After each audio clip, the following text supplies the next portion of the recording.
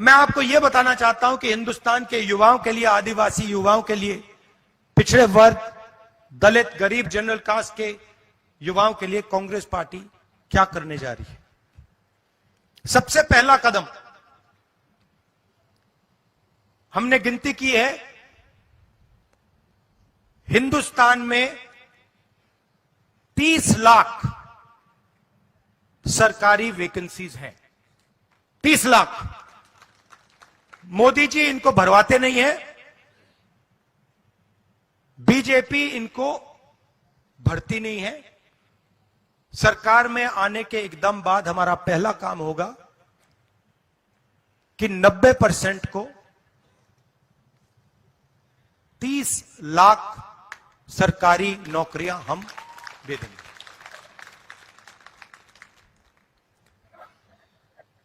दूसरा ऐतिहासिक काम, हम मनरेगा प्रोग्राम लाए थे, रोजगार का अधिकार। लाखों लोगों को फायदा हुआ, अधिकार दिया हमने।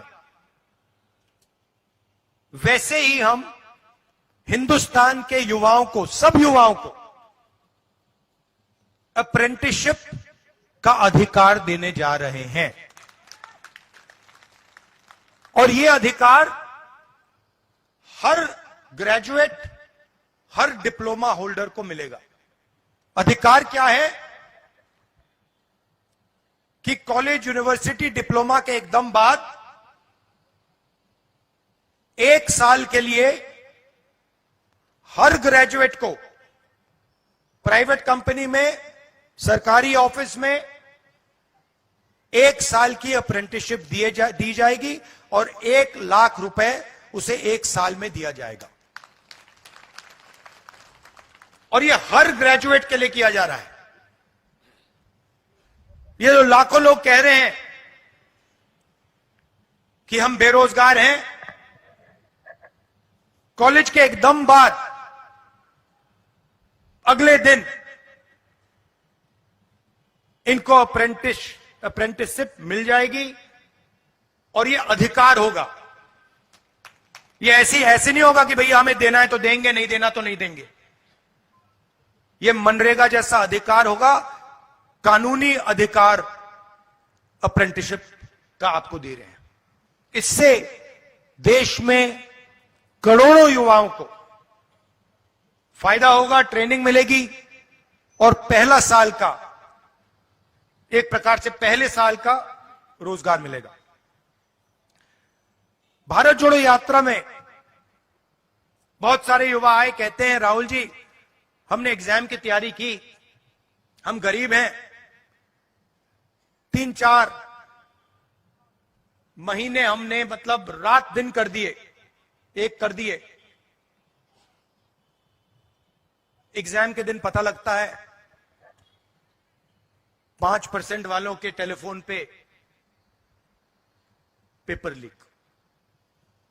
हम ईमानदारी से काम करते हैं और जिनके पास धन है पेपर चुरा लेते हैं और फिर उसके बाद हमें कहा जाता है कि देखिए पेपर लीक हो गया तो आपको अब नौकरी नहीं मिलेगी। पुलिस की भर्ती में होता है, पटवारी, सब भर्तियों में होता है। तो हम एक नया कानून लाएंगे, पेपर लीक के खिलाफ एक कानून, जिसमें हम एग्जाम दिलवाने का तरीका स्टैंडर्डाइज कर देंगे कि एग्जाम होगा तो ये जो आउटसोर्सिंग होती है, प्राइवेट कंपनी को पकड़ा दिया जाता है, ये आउटसोर्सिंग नहीं होगी। एग्जाम सरकारी संस्था करेगी और इस प्रकार से करेगी। और अगर इस प्रकार से नहीं किया और अगर पेपर लीक हो गया तो फिर कानूनी कार्रवाई ऐसी होगी कि दूसरी बार नहीं होने वाला है। चौथी चीज, युवाओं के लिए बहुत सारे युवा उबर, ओला,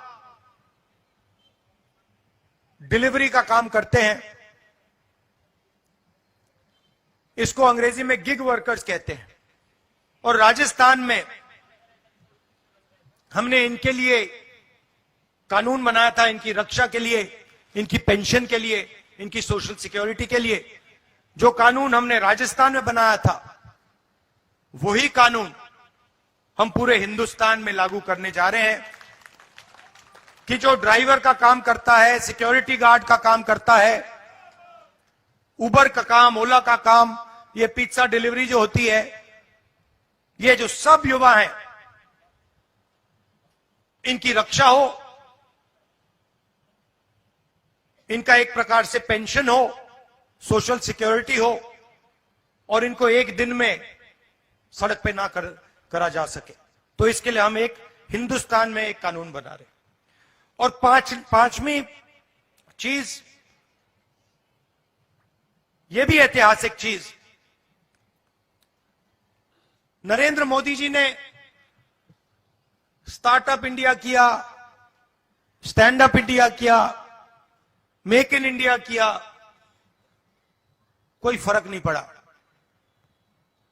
वो सारा का सारा 2-3 अरबपति उठा के ले गए।